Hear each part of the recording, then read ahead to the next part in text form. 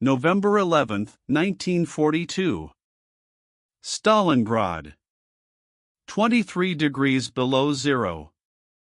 Hans Weber pressed his frost-burned fingers against the paper, watching his breath freeze in the candlelight. He was 24 years old, a Gefreiter in the 389th Infantry Division, and he was writing what he believed would be his last letter home. "Mutter," he wrote, "the city devours us. Not quickly, like the stories we heard about France. Slowly. Building by building, hour by hour. Yesterday, my company was 40 men. Today, we are 19. The letter would reach his mother's farmhouse outside Heidelberg 47 days later. By then, the German Sixth Army would be encircled. By then, Hans Weber's war would have changed forever. This is his story. Not of heroes or glory, but of survival in humanity's most brutal urban battle. A confession written in frozen ink and preserved in military archives for 84 years. Hans Weber wasn't supposed to be in Stalingrad. In another life, just 3 years earlier, he was training to take over his father's printing business in Heidelberg. He set type for wedding invitations and funeral announcements, lived above the shop with his younger sister Clara, and spent Sunday afternoons hiking the Philosopher's Way above the Neckar River. The Wehrmacht called him up in March 1940. He was 22, healthy, and had no grounds for deferment. His father had perished from wounds received in the previous war, which somehow made Hans more eligible, not less. The Reich, his conscription notice explained, required men who understood sacrifice. He trained for 9 weeks at a camp outside Munich. Basic infantry skills: how to field strip a Kar 98K rifle, how to dig a fighting position, how to march 25 kilometers with full pack. The instructors were veterans of the Poland and France campaigns, confident men who spoke of the Soviet Union as the final push. 6 weeks of fighting, they promised. Maybe 8. Hans kept a diary throughout his training. His entry from May 12, 1940, reads simply, "They make it sound easy. I hope they're right." The 389th Infantry Division deployed to Operation Barbarossa in June 1941, part of Army Group South's massive thrust into Soviet territory. For Hans, the first weeks matched the promises: rapid advances, collapsing Soviet resistance, endless columns of prisoners shuffling westward. But promises fade quickly in war. His unit fought through Ukraine that summer, taking casualties from resistance that wasn't supposed to exist. They crossed into the Don River region by August 1941, where the landscape opened into endless steppe that swallowed entire battalions in its emptiness. Winter arrived early. The offensive stalled. Hans spent his first Russian winter in a frozen dugout 60 kilometers from Rostov, watching men lose fingers and toes to frostbite while waiting for supplies that never arrived. The spring offensive of 1942 brought renewed movement. Fall Blau Case Blue was supposed to capture the Caucasus oil fields and win the war. The 389th pushed southeast through July and August, the heat now as punishing as winter's cold had been. Dust storms blinded them. Water was scarce. The distances were incomprehensible. Then, in September, they received new orders.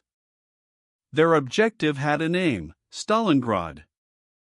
Stalingrad appeared on the horizon on September 16, 1942. Hans recorded his first impression in his diary: a city of smoke. Even from 5 kilometers away, we can see it burning. The battle for the city had begun 3 weeks earlier with a massive Luftwaffe bombardment. By the time the 389th arrived, Stalingrad was already transformed into a landscape from nightmare. The wooden districts had burned completely. The industrial zones, the Red October steel factory, the Barakati gun factory, the Dzerzhinsky tractor works still functioned, impossibly, even as fighting raged around them. Hans's company entered the factory district on September 19. Their objective was a railroad yard. It was supposed to take 4 hours. It took 6 days. Nothing in training prepared us for this, Hans wrote in a letter dated September 25, "We don't fight for streets anymore. We fight for staircases. 4 rooms. 4 individual walls. Yesterday, we held the first floor of a building. The Soviets held the second floor. Today, we're all still here." The Germans called this new kind of warfare Rattenkrieg, the Rat War. Buildings changed hands 5, 6, 7 times. You measured advances in meters, not kilometers. A successful day meant capturing a single apartment block. Casualties accumulated in ratios the German army had never experienced. 100 men committed to take a position, 40 survived. The Rat War developed its own terrible logic. Traditional military training became almost useless. Snipers ruled the daylight hours. Any movement in the open meant casualties. So both sides became nocturnal creatures, moving during darkness, fighting at distances measured in grenade throws rather than rifle shots. Hans's unit established positions in the ruins of a chemical warehouse overlooking the Volga. Soviet forces occupied the riverbank below them, only 80 meters away. At night, they could hear Russian voices, sometimes singing. During the day, any attempt to approach the river drew immediate fire. Supply became the determining factor in survival. The Soviets received reinforcements and ammunition across the Volga each night, barges and boats making desperate crossings under German artillery fire. Many vessels perished mid-river, but enough got through. The Germans, meanwhile, had to bring everything through city streets controlled by Soviet strongpoints. Each meal, each ammunition crate, each medical supply had to run a gauntlet of fire. Hans's letters from early October reveal the mounting strain. We sleep in shifts. 2 hours each. Not from enemy attacks, we can handle those. From the cold, and the hunger, and the knowing that tomorrow will be exactly like today. November brought winter's first assault. The temperature dropped 15 degrees in 3 days. The Volga began to freeze, creating ice bridges that Soviet forces used for reinforcement. German supply lines, already fragile, started collapsing completely. Hans's company received their last regular rations on November 8. After that, they survived on whatever they could scavenge from abandoned Soviet positions, hardtack that tasted like sawdust, frozen horsemeat, occasionally a can of American Spam from Lend-Lease supplies. The real enemy wasn't Soviet soldiers anymore. It was the cold. Men began dying in their sleep, simply not waking from their 2-hour rest shifts. Frostbite casualties exceeded combat casualties. Hans described in his diary how they'd wrap frostbitten feet in newspaper and rags because proper bandages were reserved for real wounds. The line between a man who could fight and a man who was combat ineffective became measured in whether he could still pull a trigger with his frozen fingers. On November 10, Hans's platoon commander Lieutenant Steiger, a schoolteacher from Bavaria, gathered the 19 remaining men of their company. He'd received orders from division, prepare for a Soviet counteroffensive. Expected time, within 72 hours. Expected location, their flanks, held by Romanian forces. Get what rest you can, Steiger told them. Whatever comes next, it'll be bigger than anything we've seen. He was right. November 19, 1942. 7:30 a.m.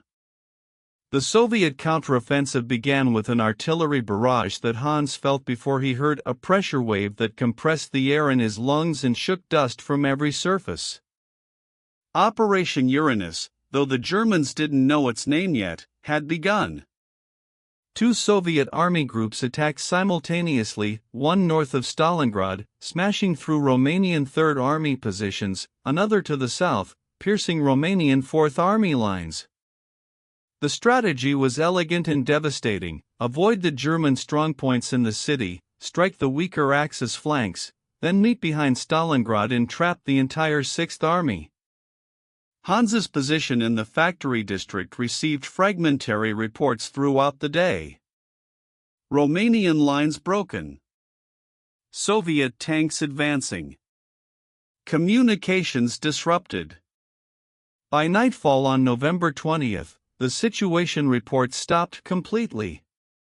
On November 23rd, the encirclement completed. Soviet pincers met at Kalik, a town on the Don River west of Stalingrad. The German Sixth Army, over 250,000 men, including Hans Weber, was surrounded. "We hear rumors," Hans wrote on November 24th, "that relief is coming. That we must hold our positions and wait for breakout support. That the Luftwaffe will supply us by air. But when I look at the sky, I count maybe 10 aircraft per day. We are 250,000 men. I don't know the mathematics of that, but I know it doesn't work." The Kessel, the cauldron, as the Germans named their encirclement, measured roughly 50 kilometers east to west, 40 kilometers north to south. Within this shrinking perimeter, the Sixth Army transformed from an offensive force into a trapped garrison fighting for survival.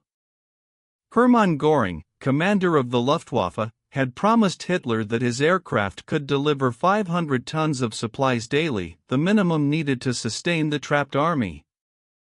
In reality, even on the best days, the air transport managed barely 100 tons. Most days brought far less. Winter storms grounded aircraft entirely. Soviet fighters hunted the slow-moving transport planes. Ground crews had to chip ice from wings between sorties. Hans's company received their rations cut by half on November 28, then cut by half again on December 5. The official daily ration became 200 grams of bread, about 2 slices, and thin soup. Men began hunting rats in the ruins. The starving horses of the cavalry and transport units disappeared into cooking pots within weeks.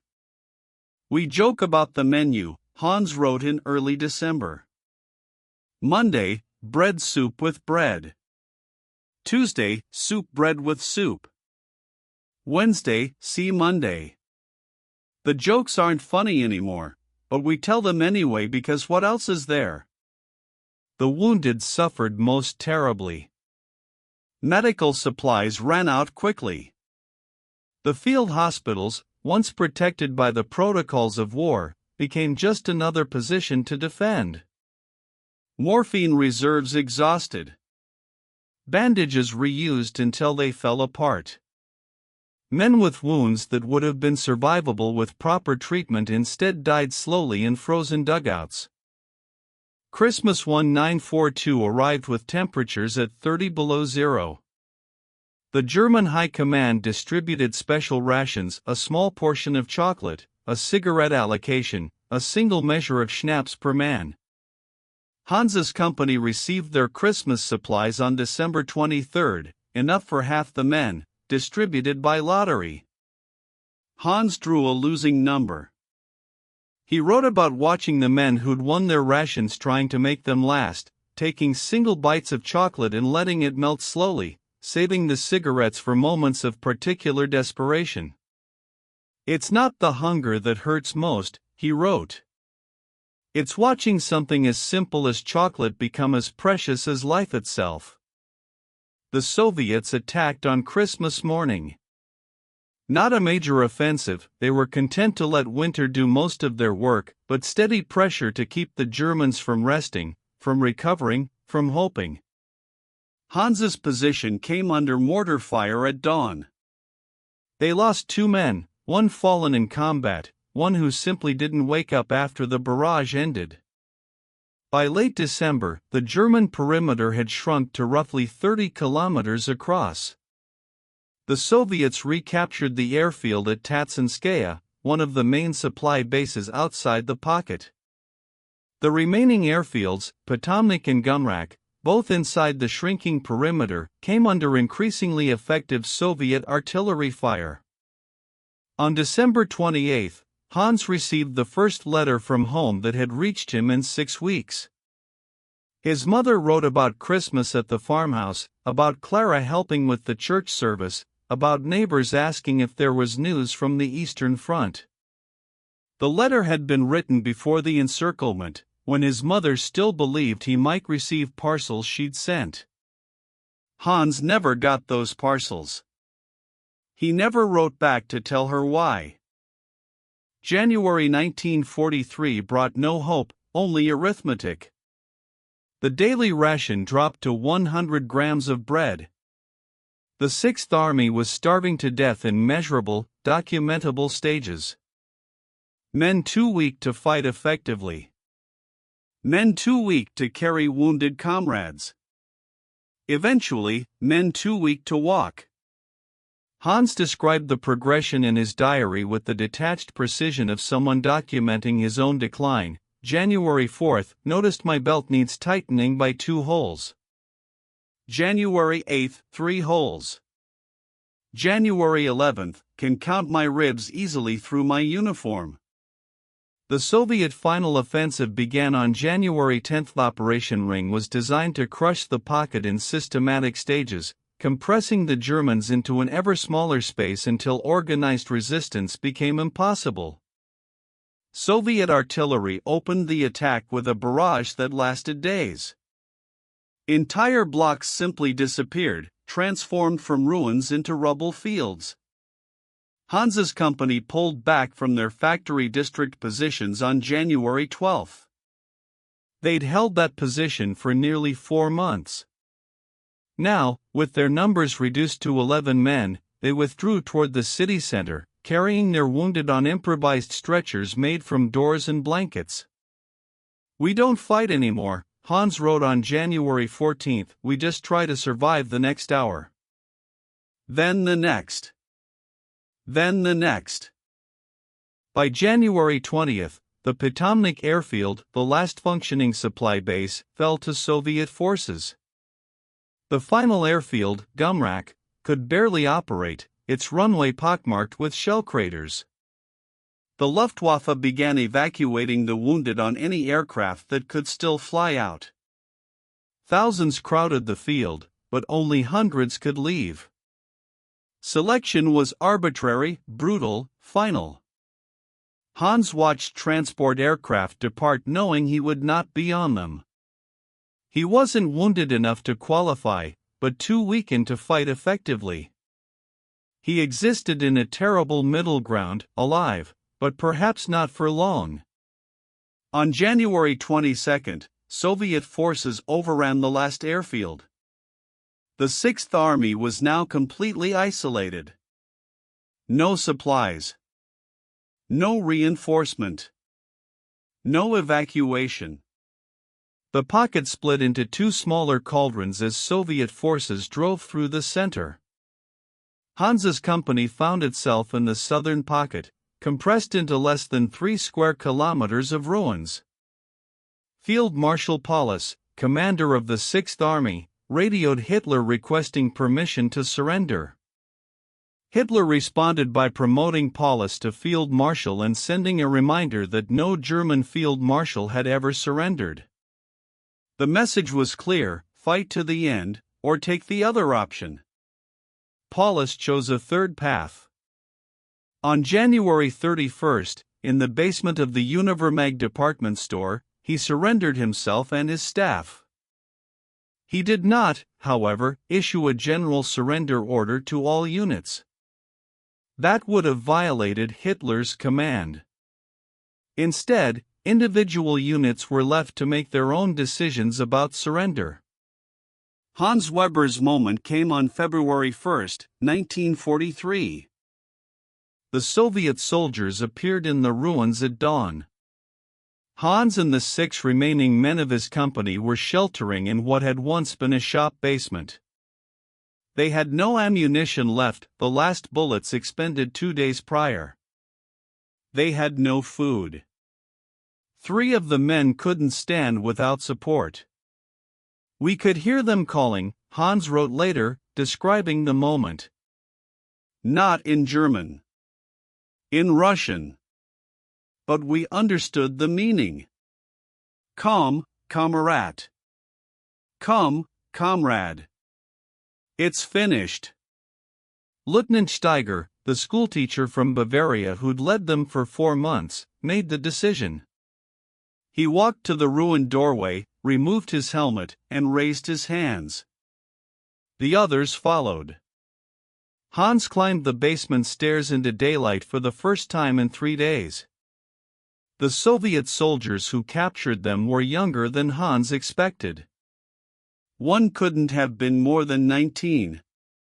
They searched the Germans for weapons, finding none, then gestured toward the east.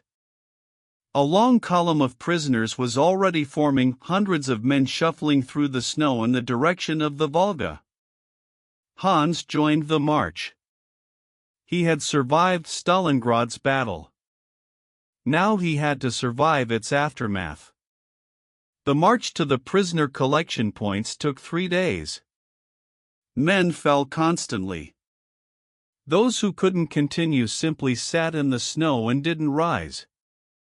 Soviet guards occasionally tried to help, more often simply kept the column moving. The distance was perhaps 20 kilometers. In Hans's condition, it might as well have been 1,000. He survived by making mathematics simple: next step, then the next step, then the next. Don't think about tomorrow. Don't think about home. Think about the next step. The Soviet prisoner camps were situated east of the Volga, in the same steppe country that Hans had crossed 18 months earlier during the advance. Then, he'd been part of a conquering army. Now, he was one of approximately 91,000 German soldiers who entered Soviet captivity from Stalingrad. Of those, only about 6,000 would ever see Germany again. Hans Weber would be one of them, but he didn't know that in February 1943. The first camp was a transit facility, barbed wire surrounding open ground, minimal shelter, and even less food. The rations consisted of watery soup and small portions of black bread, barely enough to sustain life but insufficient to restore health to starving men. Typhus spread through the camps like fire. Dysentery followed. Men who'd survived the battle perished in the first weeks of captivity by the hundreds daily. Hans survived the initial camps through fortune and fragments of will. He was young enough that his body could still recover, given minimal nutrition. He'd been conscripted late enough that he hadn't accumulated the cynicism that made some men simply give up. And he had a reason to survive, written in his mother's last letter: "Clara asks about you every day. Come home." The Soviet authorities separated prisoners by rank and occupation. Officers went to different camps. Specialists, engineers, physicians, translators received slightly better treatment for their skills. Hans, with his printing background, was classified as having technical knowledge. It gained him assignment to a work camp rather than a punishment facility. The distinction was small, but in that environment, small distinctions determined survival. Hans Weber spent 11 years in Soviet captivity. Not continuously in camps, but in a progression of work details, labor brigades, and rehabilitation programs. He worked in a brick factory in the Urals. He worked on railway construction near Sverdlovsk. He learned enough Russian to serve as an interpreter for other prisoners, which improved his conditions marginally. The years blurred together. Letters from home arrived irregularly, his mother's handwriting growing shakier with each year, Clara's letters taking over more frequently after 1946. Germany's surrender in May 1945 changed nothing for the prisoners. The war ended, but their imprisonment continued. The Soviet Union released prisoners in stages beginning in 1947, prioritizing the sick and disabled first, then gradually releasing others as political calculations changed. Hans was finally released in October 1954, part of the last major group to be repatriated following agreements between West Germany and the Soviet Union. He crossed back into Germany at Frankfurt in der Oder, 36 years old, having left at 22. He weighed 54 kilograms, about 119 pounds. His teeth were in ruins from malnutrition. His hands bore permanent damage from frostbite and work injuries. But he was alive. His mother had passed away in 1951. Clara, now married with 2 children, met him at the station in Heidelberg. Hans later described the reunion. She looked at me for a long time before she was certain. I looked at her and saw everything I'd missed, a whole life that happened without me. Hans Weber rebuilt his life slowly, piece by piece. The printing shop had been sold in 1947, when his mother could no longer maintain hope of his return. He found work as a typesetter for a Heidelberg newspaper. He lived quietly, avoiding veteran organizations and reunions. When pressed about his war experiences, he offered only minimal details. But he wrote. In a series of notebooks kept private until after his passing in 1998, Hans recorded his memories of Stalingrad in captivity in precise, unflinching detail. These notebooks, along with his wartime letters and diary, were donated to the German Military History Museum in Dresden by his niece in 2003. Historians consider his account one of the more valuable personal records from Stalingrad, not because it reveals dramatic incidents or heroic acts, but precisely because it doesn't.